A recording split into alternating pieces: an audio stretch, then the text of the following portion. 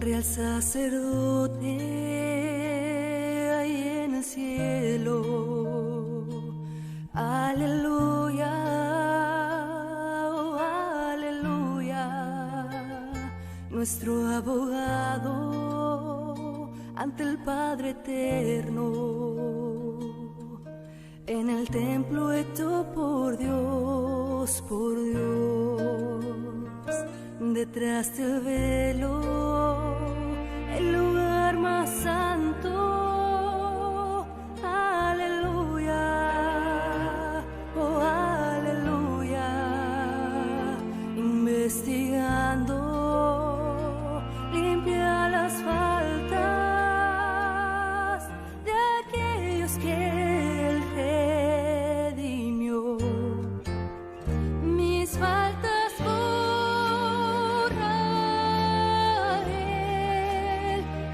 Santuario me une más a Él en el santuario, en el cielo, provee así para mí en el santuario.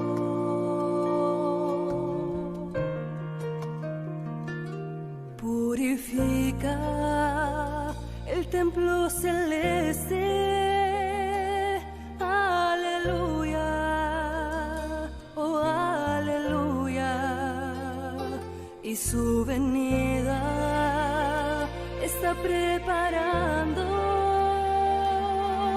a todo aquel que ha sido fiel. Mis faltas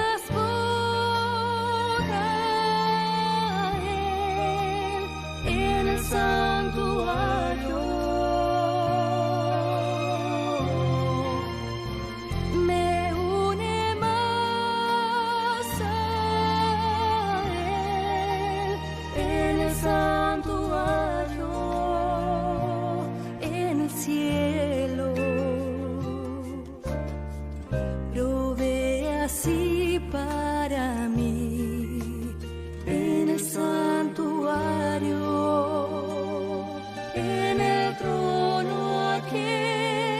De la gracia eterna estaremos reunidos allí.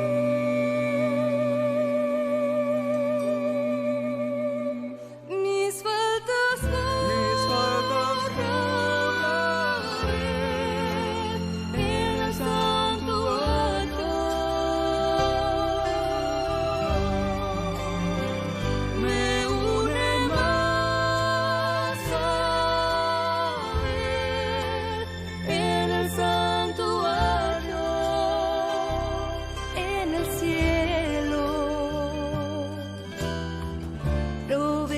Así para mí en el santuario, en el santuario, en el santuario.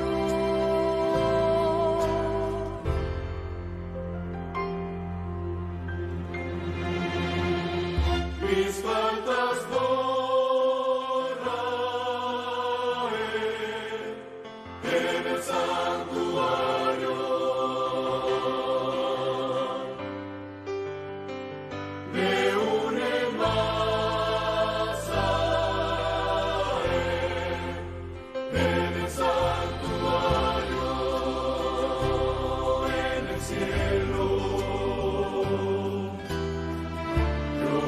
así para mí en el santuario,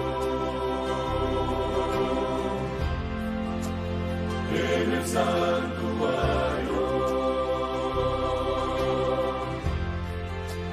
En el santuario.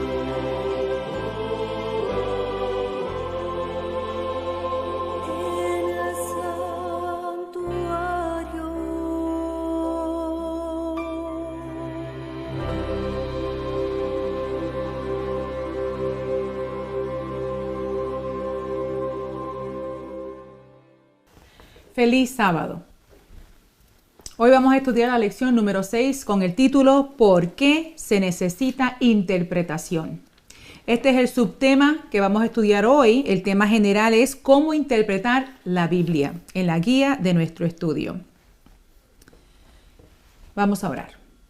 Padre de amor y de infinita misericordia, pedimos tu bendición ahora que vamos a abrir tu palabra y vamos a estudiar profundamente. Ayúdanos a comprender por qué es necesario que interpretemos la Biblia correctamente.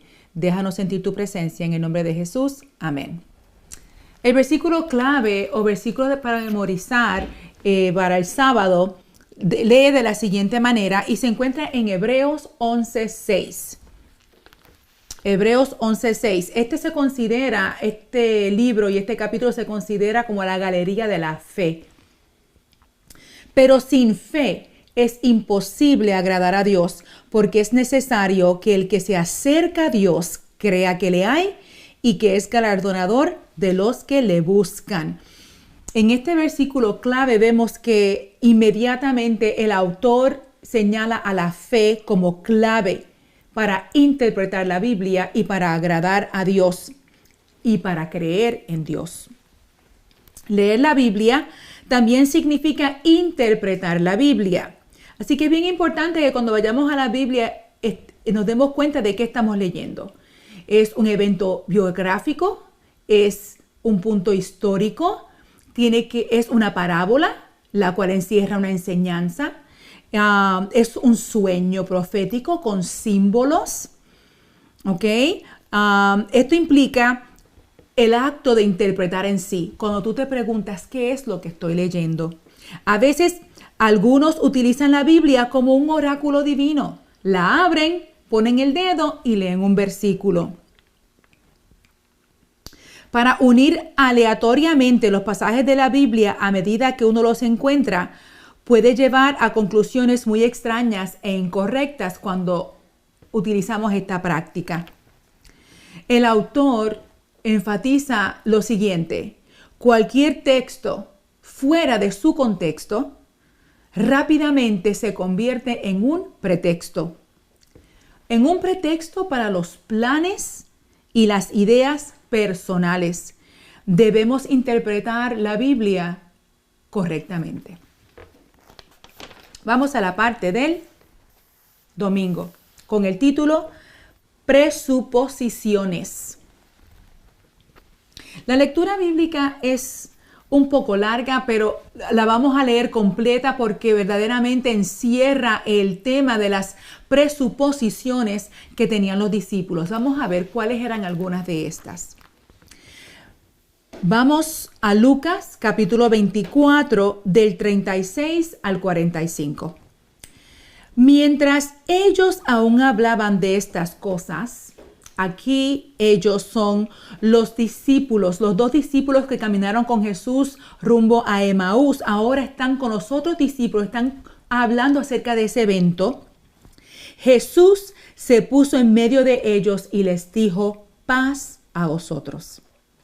Entonces, espantados y atemorizados, pensaban que veían espíritu. Pero él les dijo: ¿por qué estáis turbados y vienen a vuestros corazones estos pensamientos? Jesús inmediatamente se da cuenta de lo que está pasando y de lo que ellos están pensando. Y les dice: mirad mis manos y mis pies, que yo mismo soy. Palpad y ved, porque un espíritu no tiene carne ni hueso, como veis que yo tengo. Jesús le muestra la evidencia de su crucifixión, pero ahora él está allí frente a ellos. Y diciendo esto, les mostró las manos y los pies. Y como todavía ellos de gozo no lo creían y estaban maravillados, les dijo: ¿tenéis aquí algo de comer? Entonces le dieron parte de un pez asado y un panal de miel. Y él lo tomó y comió delante de ellos. Y les dijo: estas son las palabras que os hablé estando aún con vosotros, que era necesario que se cumpliese todo lo que está escrito de mí en la ley de Moisés, en los profetas y en los salmos. Entonces les abrió el entendimiento para que comprendiesen las Escrituras. Qué interesante que el Señor vuelve y les recuerda las conversaciones que había tenido con ellos acerca de estos eventos. ¿Qué presuposiciones tenían los discípulos? Bueno, al igual que la nación completa, pensaban que el Mesías los libraría de la opresión romana, que el Mesías sería rey, que se sentaría en un trono, que los dirigiría, que ellos volverían a ser una nación gloriosa. Pero bíblicamente no era como ellos habían pensado. Y el Señor Jesús los llevó a la palabra, a la Escritura. Y ahora en este momento, en Lucas 24, les abre el entendimiento y ahora comienzan ellos a darse cuenta que todo lo que Jesús había dicho hacía sentido. Todos los que estudiamos las Sagradas Escrituras venimos con ideas acerca de la Biblia. Nuestra historia en particular, a veces nuestras experiencias personales, afectan el proceso de interpretación bíblica. Como ya mencionamos, los discípulos también tenían sus propias ideas concretas de quién era el Mesías y qué se suponía que debía ser, según las expectativas de su época. Sus fuertes convicciones les impidieron una comprensión más clara del texto bíblico, lo que ayuda a explicar por qué muchas veces malinterpretaron a Jesús y los acontecimientos en torno a su vida, muerte y resurrección. Los intérpretes de la Biblia no pueden desprenderse completamente de su propio pasado, de sus experiencias, de sus ideas permanentes, ni de sus nociones y opiniones preconcebidas. No es posible alcanzar la neutralidad total o la objetividad absoluta. El estudio de la Biblia y la reflexión teológica siempre suceden en el contexto de las presuposiciones sobre la naturaleza del mundo y la naturaleza de Dios. Pero lo bueno es que el Espíritu Santo puede abrirse paso y corregir nuestras limitadas perspectivas y presuposiciones al leer las palabras de las Escrituras con una mente abierta y un corazón honesto. El Espíritu Santo nos guía a toda verdad, como dice Juan 16:13. Vayamos a la parte del lunes. Traducción e interpretación. La Biblia se escribió en idiomas muy antiguos. El Antiguo Testamento se escribió principalmente en hebreo, con algunos pasajes en arameo, mientras que el Nuevo Testamento se redactó en griego koiné. La mayoría de la población mundial actual no habla ni lee esos idiomas antiguos. Por lo tanto, la Biblia tiene que ser traducida a diferentes idiomas modernos.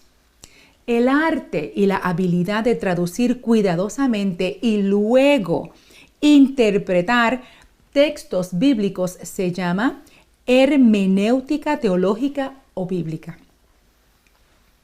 En la Biblia vemos a Jesús explicando el significado de las Escrituras a sus discípulos.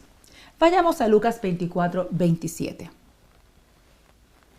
Y comenzando desde Moisés y siguiendo por todos los profetas, les declaraba en todas las Escrituras lo que de él decían.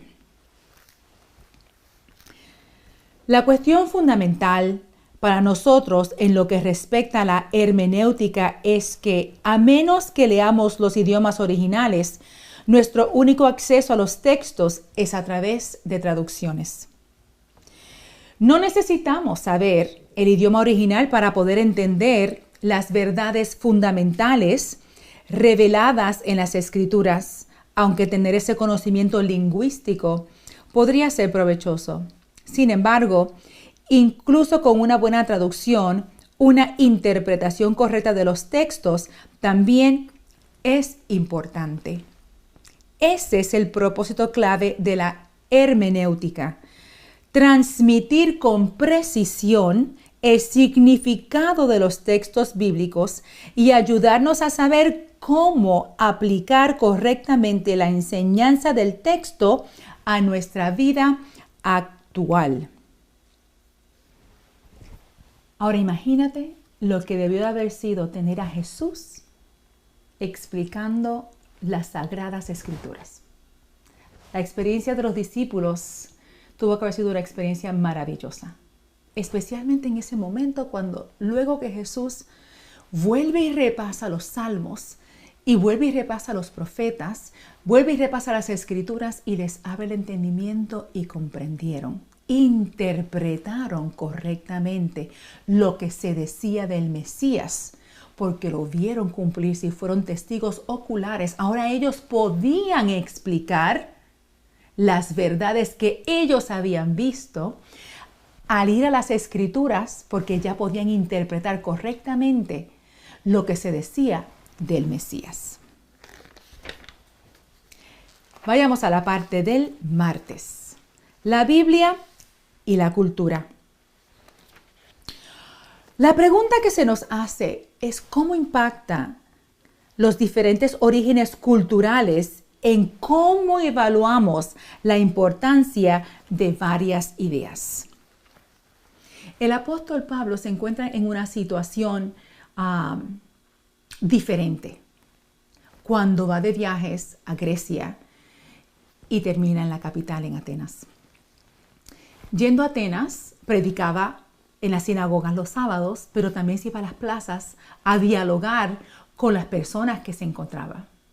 Porque en la época de Pablo, en esa época, a los individuos que estaban en las plazas les gustaba dialogar acerca de eventos nuevos y de cosas que ellos no conocían. Así que el apóstol Pablo, siendo muy observador y respetuoso de la cultura griega, nota algunas características de estos atenienses y comienza un diálogo que se extiende del versículo 16 al versículo 32 en el capítulo 17 del libro de Hechos. Como el texto es largo, me voy a enfocar en los versículos 22 y 23 del capítulo 17 de Hechos. Entonces Pablo, puesto en pie en medio del Areópago, dijo: varones atenienses, en todo observo que sois muy religiosos, porque pasando y mirando vuestros santuarios, hallé también un altar en el cual estaba esta inscripción: al Dios no conocido, al que vosotros adoráis, pues, sin conocerle, es a quien yo os anuncio. Y comienza Pablo a presentar a Dios como el creador del universo, a explicarles que de una sangre hizo todo el linaje del ser humano, indicando que todos estamos interrelacionados, porque Dios es nuestro creador, que se muestra a través de la naturaleza, que envió a su Hijo a morir en la cruz del Calvario, y comienza a profundizar en el Evangelio con estos atenienses. Una experiencia maravillosa.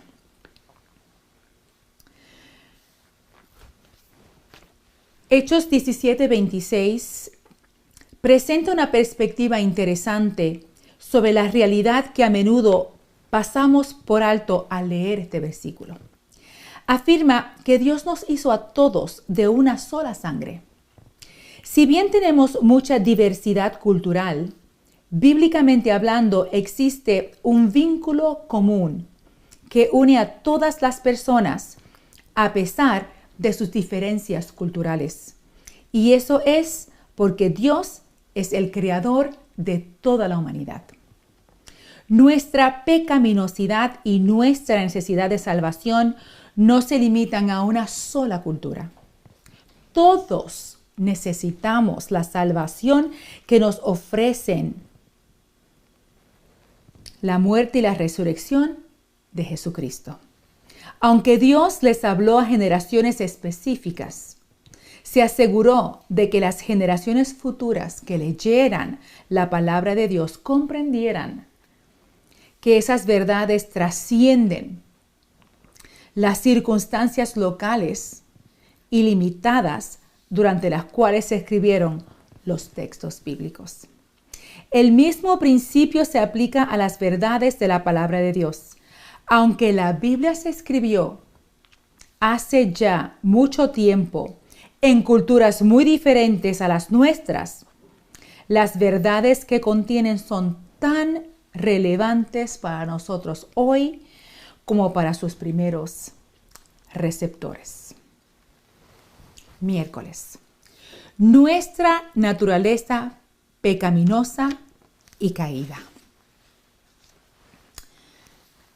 ¿Qué le impidió a las personas en el pasaje que voy a leer que aceptaran la verdad del mensaje bíblico? A través de la escritura vamos a ver que hubo siempre personas que no aceptaron la verdad. Especialmente en los días de Jesús. Los fariseos lo escuchaban, lo veían, lo seguían, lo acompañaban, pero no creían en él. Vamos a Juan, capítulo 9, los versos 39 al 41.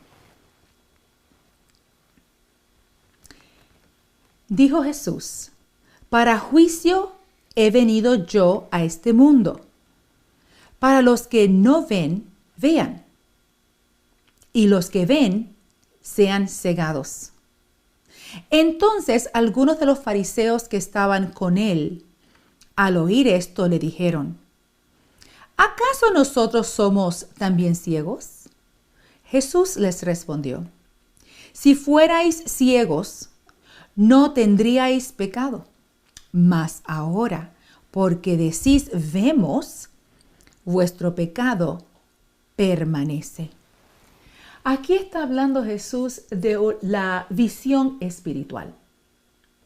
Veían a Jesús, escuchaban de él, pero no creían. Eran ciegos espirituales y ellos lo comprendieron. Ellos lo comprendieron. Había otras personas que no sabían tanto de la religión judía, pecadores, parias, que escuchaban a Jesús y veían en él al Mesías verdadero. Ya esos tenían visión espiritual. No cabe duda de que el pecado alteró, rompió y fracturó radicalmente nuestra relación con Dios. El pecado afecta toda nuestra existencia humana. También afecta nuestra capacidad para interpretar las Escrituras. Nuestra mente y nuestros pensamientos se han corrompido por el pecado y por lo tanto se han cerrado a la verdad de Dios. El orgullo, autoengaño, duda, distancia y desobediencia son características de esta corrupción. Una persona orgullosa se exalta a sí misma por sobre Dios y su palabra. Esto se debe a que el orgullo lleva al intérprete a poner demasiado énfasis en la razón humana, como el árbitro final de la verdad, incluso de las verdades que se encuentran en la Biblia. Esta actitud disminuye la autoridad divina de las Escrituras. Un ejemplo clásico es el ejemplo de Faraón, cuando Moisés le pide que deje salir al pueblo de Israel de Egipto, quien estuvo esclavizado por más de 400 años. Faraón se negó a reconocer a Dios. Y cuando Moisés le decía y le repetía que Dios pedía que su pueblo saliera, él cuestionaba quién era Dios. ¿Quién es ese Dios? Totalmente. El orgullo de Faraón era tan grande que no quiso nunca aceptar la soberanía y el poder de Dios sobre sus dioses y sobre él mismo. El pecado también fomenta la duda. que nos hace vacilar e inclinarnos a descreer de la palabra de Dios. Al contrario, quien duda se eleva rápidamente a una posición en la que juzga lo que es y lo que no es aceptable en la Biblia y está pisando en terreno peligroso. Cuando vamos a la palabra de Dios con dudas, si no nos humillamos y vamos con la mentalidad de un estudiante para aprender, pisamos terreno peligroso. Deberíamos acercarnos a la Biblia con fe y sumisión, no con una actitud de crítica y duda. El orgullo, el autoengaño y la duda llevan a una actitud de distanciamiento hacia Dios y la Biblia, que seguramente llevará a la desobediencia, es decir, la falta de voluntad para seguir la voluntad revelada de Dios. Vayamos a la parte del jueves. ¿Por qué es importante la interpretación? ¿Por qué es tan importante que entendamos claramente las Escrituras? No solo en el ámbito personal, sino también como iglesia. Vayamos al libro de Nehemías, capítulo 8 y verso 8.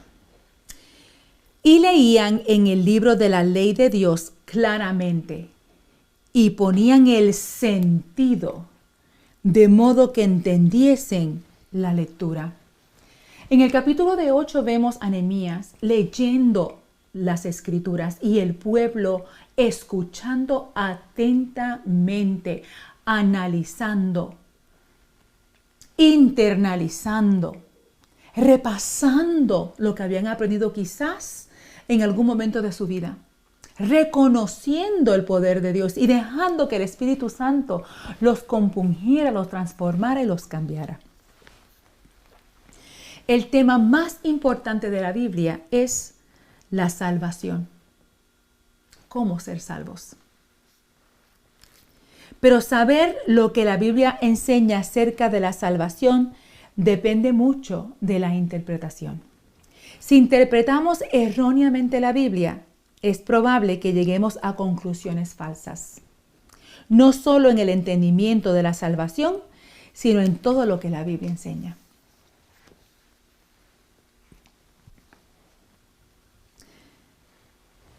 Algunos a través de la historia y aún en nuestros días tratan de torcer lo que la Escritura dice. Y en 2 de Pedro 3, 15 y 16 vemos el consejo de Pedro, que estén pendientes y que vean y analicen y conozcan las Escrituras porque hay muchos que las quieren torcer.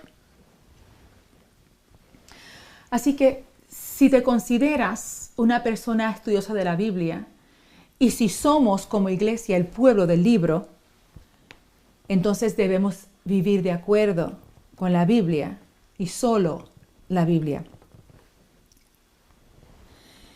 Entonces, el tema de una correcta hermenéutica bíblica es sumamente importante porque solo tenemos la Biblia para que nos diga qué creer y cómo vivir. El tema de la interpretación bíblica es vital para la salud teológica y misiológica de la iglesia. Sin una interpretación bíblica correcta, no puede haber unidad de doctrina, ni de enseñanza, y por lo tanto, no habrá unidad de la iglesia, ni de nuestra misión. Una teología mala y distorsionada conduce inevitablemente a una misión deficiente y distorsionada. Después de todo, si tenemos un mensaje para dar al mundo, pero estamos confundidos sobre el significado del mensaje, ¿con qué eficiencia podremos presentar ese mensaje a quienes necesitan escucharlo? En conclusión, nunca descubriremos la verdad si estudiamos las Escrituras para vindicar nuestras propias ideas. Dejemos estas ideas a la puerta y acerquémonos con el corazón compungido para oír lo que el Señor tiene que decirnos. No lean la palabra a la luz de opiniones anteriores. Investíguenla, en cambio, cuidadosamente y con oración, con una mente libre de prejuicios. Si al leerla se produce la convicción y ven que las opiniones que han acariciado no están en armonía con la palabra, no traten de hacer concordar la palabra con esas opiniones. Hagan concordar sus opiniones con la palabra. No permitan que lo que han creído o practicado en lo pasado gobierne el entendimiento. Abran los ojos de su mente para contemplar maravillas en la ley. Descubran lo que está escrito y después afirmen sus pies en la roca eterna. Mensaje para los jóvenes, páginas 183 y 184. Que Dios te bendiga. Oremos. Gracias, Padre, por permitirnos estudiar la relevancia de una interpretación correcta de las Sagradas Escrituras. En nuestra naturaleza pecaminosa corremos el peligro de interpretar incorrectamente tu palabra. Por eso invocamos la presencia del Espíritu Santo para que nos ayude a llegar a las conclusiones y las interpretaciones correctas. Que podamos entender el plan de salvación correctamente y que podamos vivir a la altura de tus expectativas. Que no ajustemos a la palabra a nuestras opiniones, sino que aprendamos a aceptar la palabra con fe. En el nombre de Jesús. Amén.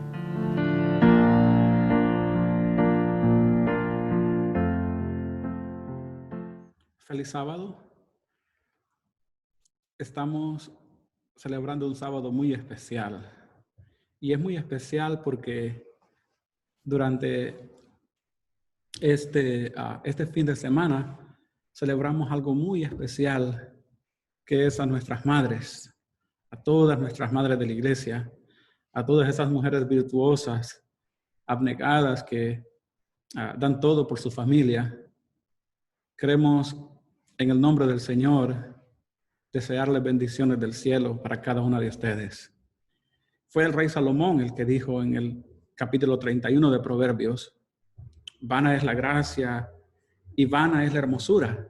La mujer que teme a Jehová, esa será alabada. Así que le damos gracias a Dios por cada una de ustedes, por su trabajo, por su esfuerzo que hacen en nuestra iglesia como en sus hogares. Y gracias personalmente por muchas de ustedes, hermanas muy especiales, que nos han abrazado a nosotros con nuestra familia al ser nuevos en este lugar, y hemos sentido el calor de familia con ustedes. Que el Señor pueda bendecirlas, y que pueda darles salud, y que pueda darles su bendición, y que pueda darles la esperanza que cada uno de nosotros tenemos. Vamos a orar. Padre nuestro que estás en los cielos, Señor, te damos gracias por el privilegio que nos das, Padre, de abrir tu palabra y de meditar en ella. Señor, queremos poner de una forma especial a cada una de las madres, cada una de estas mujeres virtuosas en nuestra iglesia. Que tú, Señor, seas con ellas, que les des, Señor, sabiduría, que les des salud, y que más importante, Señor, que puedan siempre ellas reflejar el amor de Cristo en sus vidas. Te damos gracias por cada una de ellas, Señor. Y ahora, Padre, que abrimos tu palabra, pedimos que tú nos puedas hablar. En el nombre de Jesús lo pedimos todo. Amén. Esta mañana quiero hablar acerca de algo bien importante. Y es acerca de la esperanza que cada uno de nosotros tenemos en Cristo Jesús. Quiero enfocarme en esta mañana en una de mis cartas favoritas del Nuevo Testamento, escrita por el apóstol Pedro, allá por el año 62 después de Cristo aproximadamente. Es decir, como unos 30 años después que Jesús había ascendido al cielo, el apóstol Pedro escribe esta carta a un grupo de personas. A estas personas él les escribió esta carta originalmente, Pero también esta carta se aplica a nosotros. La palabra de Dios, hablando acerca de ella misma, dice que toda escritura es inspirada por Dios y es útil para redarguir, para corregir y para instruir en justicia. Así que estas cartas que se escribieron hace mucho tiempo también son para nuestro tiempo. Podemos aprender lecciones valiosas. Y esa es la bendición de la palabra de Dios, que es viva y es eficaz. Es decir, que esta palabra tiene el poder de hablarnos ahora, en el mes de mayo del año 2020, acerca de nuestras necesidades, acerca de lo que necesitamos en nuestras vidas. Tiene el poder para hacerlo porque es inspirada por el Espíritu Santo de Dios.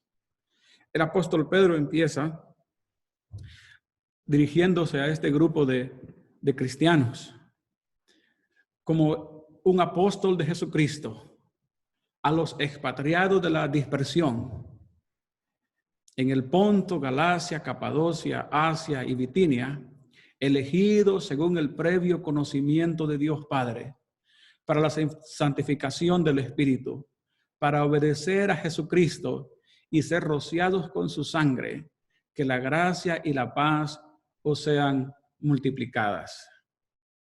Un saludo que da el apóstol Pedro de parte de la Trinidad, de parte de Dios Padre, del Espíritu Santo y también de Cristo Jesús.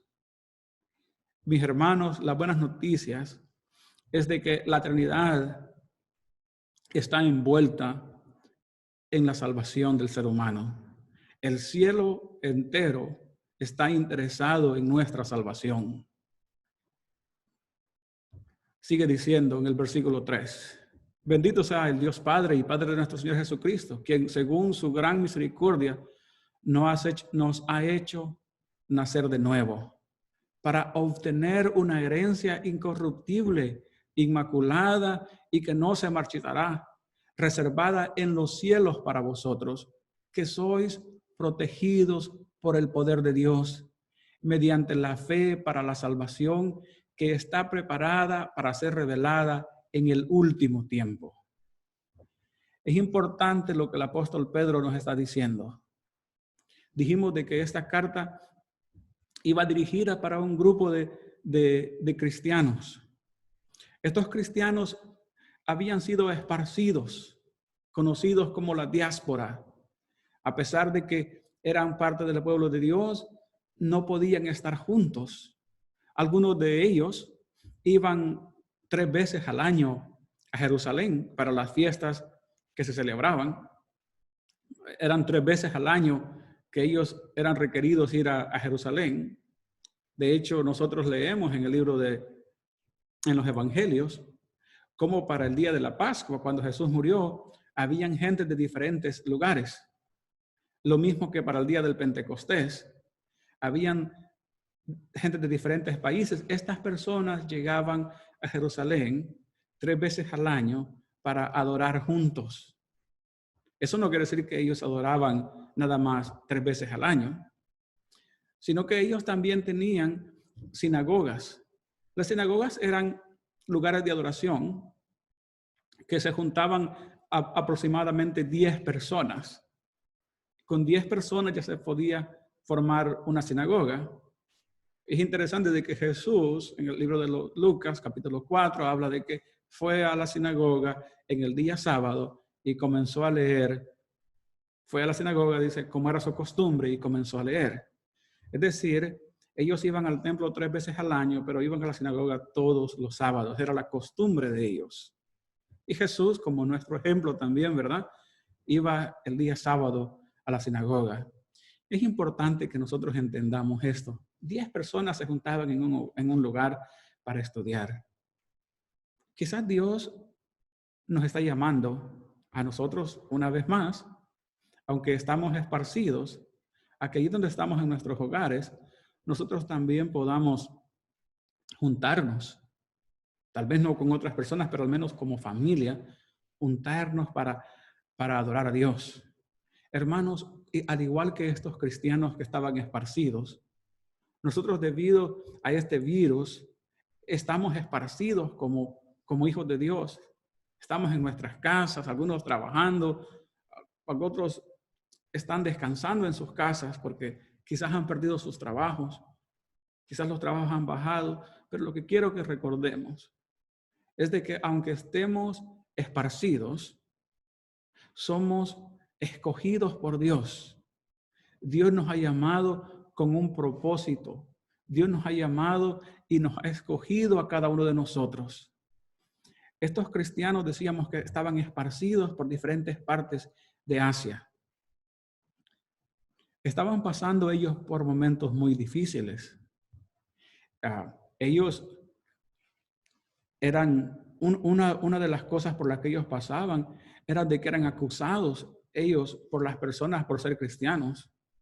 En el primer siglo, el ser cristiano llevaba una sentencia de muerte para aquellos que lo eran así.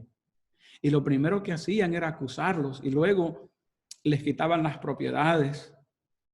Y luego, si aún así no renunciaban, sabemos que los mataban. Sufrían ellos como mártires. Por eso el apóstol Pedro les recuerda a ellos de que hay una herencia para ellos incorruptible en los cielos. A pesar de que los seres humanos podían quitarles sus propiedades y todo eso, lo que no podían quitarles es su herencia que Dios tiene reservada para ellos. Y esa promesa también es para nosotros. Dios también tiene una promesa para nosotros de que aunque perdamos cosas aquí en esta tierra, yo creo que muchos hemos perdido retiros, hemos perdido cuentas, hemos perdido cosas que la economía está afectando, pero hay algo que nadie puede quitar. Y es, número uno, de que Dios te ha escogido. Número dos, que Dios te ha llamado. Y número tres, de que Dios tiene una herencia para ti y para mí incorruptible en el cielo, donde nadie puede quitar. Y al nosotros entender eso, nosotros tenemos una esperanza, dice la palabra de Dios, una esperanza viva. Esta esperanza viva es viva porque no está basada en posesiones, no está basada en cosas terrenales, sino que está basada en una persona. Y esta persona es Cristo Jesús.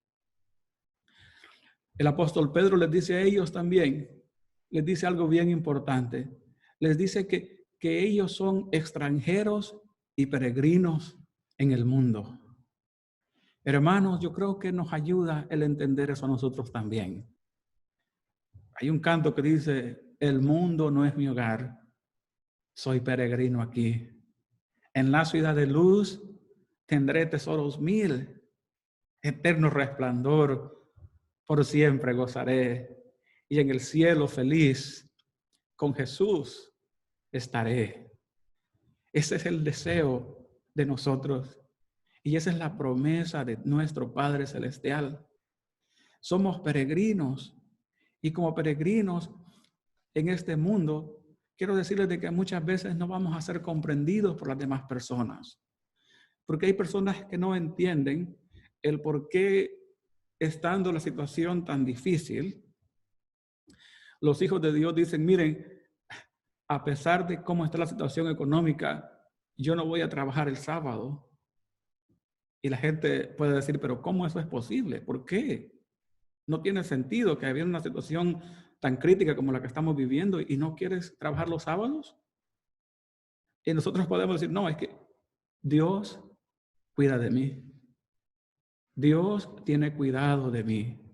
Y el apóstol Pedro aprendió eso. Porque mis hermanos, la vida cristiana es un caminar. Alguien dijo, la vida cristiana es un maratón. Es un maratón que tú comienzas y vas caminando y caminando y caminando. No es algo de un momento, sino que es algo que dura mucho. Y este maratón nosotros lo corremos, dice la Biblia, puesto los ojos en Cristo Jesús, el autor y el consumador de nuestra fe. En este maratón nosotros caemos hay veces. Y el apóstol Pedro, como demuestra él mismo, Él cayó, negó a Jesús 3 veces, pero se levantó. Y en el día del Pentecostés, cuando le dijeron, miren, ustedes no pueden predicar, y este hombre se puso de pie a predicar y dijo, es menester obedecer a Dios antes que a los hombres. Este hombre dijo, no podemos callar lo que hemos visto y oído. Así que este apóstol también en su caminar experimentó el fracaso, pero también experimentó el triunfo. Se convirtió en un predicador poderoso del evangelio que Dios usó. Pero también el apóstol Pedro les habla a ellos de alguien más que sufrió en este mundo. Y este que sufrió en este mundo es Cristo Jesús, el cual no cometió ningún pecado,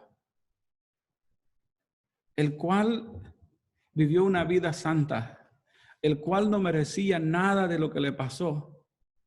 Pero a pesar de que él no merecía nada, él fue llevado a la cruz del Calvario.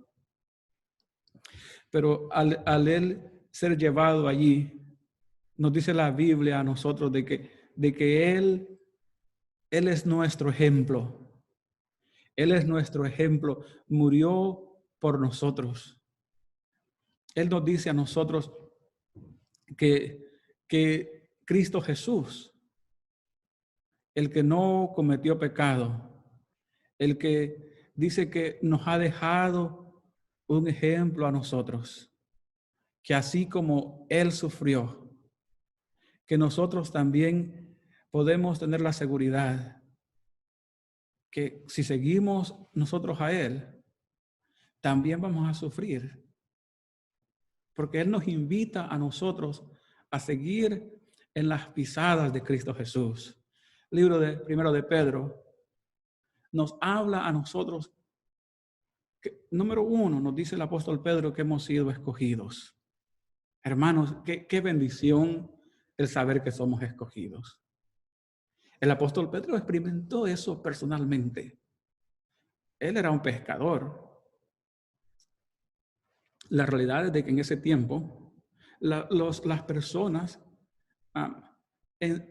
lo que ellos hacían, no habían el sistema que nosotros tenemos ahora de escuela, sino que en ese tiempo lo que habían eran maestros, ¿verdad? Y rabinos. Y una persona, ellos se preparaban desde pequeños, memorizaban la escritura y iban donde un rabino le decía, maestro, yo quiero seguirte. Esto es, y el maestro lo examinaba. Y después que lo examinaba, decía, bueno, este está bien o este no está bien. Así que la mayoría tenían un maestro. El apóstol Pablo habla de que el maestro de él era Gamaliel, uno de los líderes más grandes reconocidos en el pueblo de Israel. El apóstol Pedro no era así. Los otros discípulos de Jesús no eran así. De hecho, en la experiencia de él, nosotros sabemos de que él lo más probable, él había sido desechado, despreciado por otros maestros. Porque cuando Jesús lo encuentra, lo encuentra pescando. Eso no andaba siguiendo a un rabino. Por eso Jesús dice, ustedes no me escogieron a mí, sino que yo los escogí a ustedes. Así que, hermanos, Dios nos ha escogido a nosotros. No porque seamos mejores, no porque seamos más inteligentes, más sabios que los demás, sino porque Dios nos ama. Dios nos ha escogido a nosotros. Así que es importante que entendamos nosotros estos. Dios nos ha escogido. Pero también hay algo más que Dios hace por nosotros.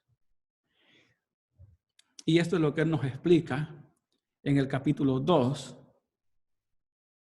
versículo 21. Dijimos, número 1, Dios nos escoge, Dios nos llama. Pero hay veces que nosotros pensamos que el llamamiento que Dios nos hace es un llamamiento de posición. Y Él explica para qué fuimos llamados. Versículo 21, porque para este propósito habéis sido llamados. ¿Ok? ¿Para qué fuimos llamados entonces? Pues también Cristo sufrió por vosotros, dejándonos ejemplo para que sigáis sus pisadas. Fuimos llamados entonces para seguir los pasos de Cristo Jesús, el cual no cometió pecado, ni engaño alguno se halló en su boca, y quien cuando le ultrajaban, no respondía ultrajando. Cuando padecía no amenazaba, sino que se encomendaba a aquel que juzga con justicia. Es decir, Cristo Jesús nos da un ejemplo de cómo sufrir. Dijimos que estos cristianos estaban sufriendo porque eran despojados de sus posesiones. Y ahora Pedro les dice cómo ellos tienen que sufrir, siguiendo el ejemplo de Cristo Jesús, el cual no cometió pecado, el cual no respondió cuando lo ultrajaban, sino que encomendó a aquel que juzga con justicia. Pero hay algo más que Jesús hace, y él mismo llevó nuestros pecados. Es decir, Jesús padeció no por algo que él haya hecho, sino que él padeció ¿por quiénes? Por nosotros. Y él mismo llevó nuestros pecados en su cuerpo sobre la cruz. ¿Cuál es el propósito? A fin de que muramos al pecado. Mis hermanos, quiero que entendamos algo. Cristo Jesús murió para que tú y yo moramos al pecado. Para que no sigamos en esta vida de pecado, que el final es la muerte. Él quiere que nosotros muramos a la vida del pecado. Él dice, él mismo llevó nuestros pecados en su cuerpo sobre la cruz a fin de que nosotros muramos al pecado y vivamos a la justicia. Es decir, una vida santa, porque por sus heridas fuiste sanados.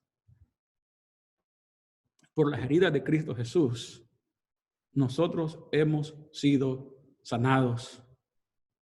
Pues vosotros andabais descarriados como ovejas, pero ahora habéis vuelto al pastor y guardián de vuestras almas. El apóstol Pedro nos dice entonces a nosotros que es importante reconocer que somos escogidos, que somos llamados para seguir el ejemplo de Cristo Jesús. Y nos dice que es importante también que nosotros muramos a nuestra vida de pecado. ¿Cómo morimos? No por lo que nosotros hacemos, sino por lo que alguien hizo por nosotros. Y esto es lo que dice la palabra de Dios aquí. Él mismo llevó nuestros pecados en su cuerpo sobre la cruz a fin de que muramos al pecado y vivamos a la justicia, porque por sus heridas fuiste sanados, pues vosotros andabas descarriados como ovejas, pero ahora habéis vuelto al pastor y guardián de vuestras almas. Es importante entonces que reconozcamos nosotros lo que Dios ha hecho por cada uno de nosotros. Estos cristianos entendieron que habían sido escogidos por Dios, que habían nacido de nuevo para vivir en esperanza. Y a pesar de que estaban sufriendo, ellos debían demostrar el amor fraternal por los demás. El amor que Jesús mostró, ellos también tenían que mostrarlo. Y también el apóstol los invita a ellos a crecer y a nutrirse espiritualmente. Y hermanos, yo sé que todos estamos ocupados, pero algo que Dios nos está llamando la atención en estos días es de que nos ha obligado a estar en nuestras casas a nuestra mayoría.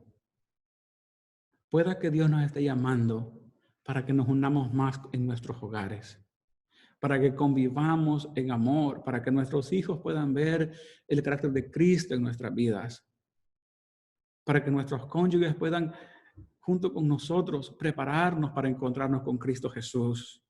Dios quiere que crezcamos, que nos nutramos espiritualmente.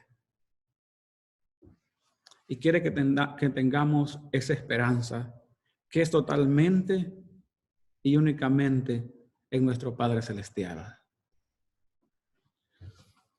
Hermanos y hermanas, estamos viviendo en tiempos importantes para la historia de este mundo.